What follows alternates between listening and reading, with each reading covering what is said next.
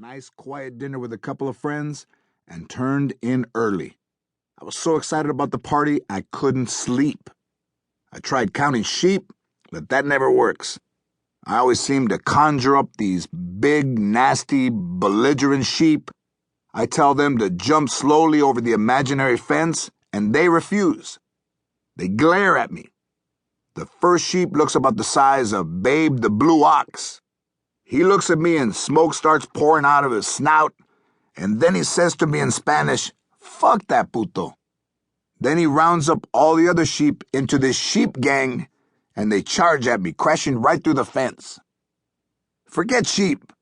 I needed something more soothing. Cars.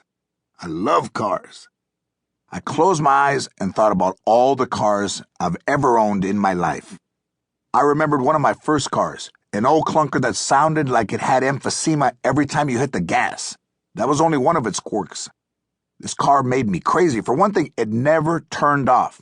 When you turned it off, it just kept going like it was alive. It growled and shrieked, and the hood shook as if the car were having a seizure. I'd lift up the hood and look down at the engine, nodding and pointing as if I knew exactly what I was doing, even though I had absolutely no clue. Other guys would gather around and they'd all nod and point at the engine too. They didn't know nothing either. We just all nod and point at the carburetor and battery and hoses like we were a pit crew. Eventually the car would just stop on its own. We'd all walk away still nodding like we'd fixed the thing, saying a bunch of made-up car talk. Yeah, see, I knew that would happen. Air gets caught in the air conductor valves and causes the engine cap to verticify. Definitely.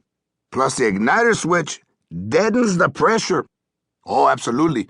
Plus a gas bubble fornicates the air hose. That will mess you up. The car had other issues too. It played one radio station, all polka music, because the knobs kept falling off. Oh, and the side mirrors were held on with electrical tape. And the locks didn't work either. So whenever I got in, I was sure I was going to find some crazy batshit guy living in the back seat. You know what? Forget counting cars to fall asleep.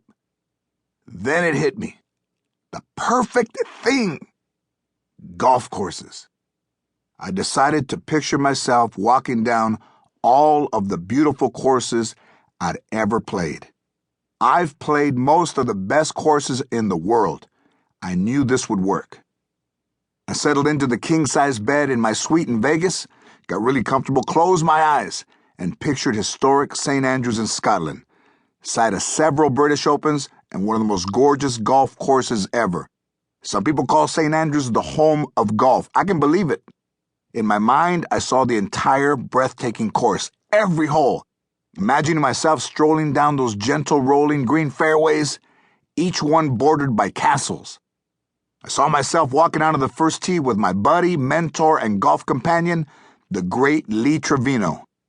I felt totally relaxed. I stabbed my ball and tee into the grass, stepped back, and caught Lee's eye. He was standing there off to the side. He grinned and nodded. I smiled back. I took a practice swing, stepped up to my ball, took a breath, exhaled, and swung. Palos! The ball shot off my driver and rocketed right into the middle of the fairway. Oh man, there is nothing sweeter than the feeling you get when you hit a good golf shot. It's better than sex. At least I think it's better than sex. I'm 50. I don't remember. After I hit that drive, I looked over at Lee. He gave me 2 thumbs up. He's 73, wise and full of life. I picked up my tee, slid my driver into my bag, and Lee and I walked down the fairway through the hazy Scottish sunlight and into a cool, craggy shadow cast by a medieval castle. We walked for a good 50 yards before Lee finally spoke. Golf or comedy, he said. If you had to choose one, which would it be? I didn't hesitate for a second. Golf. You sure? Absolutely. Now, if I were Richard Pryor. I took 2 more steps down the fairway at St. Andrews and drifted off into a deep sleep. When I woke up, I was 50. Everything seemed different.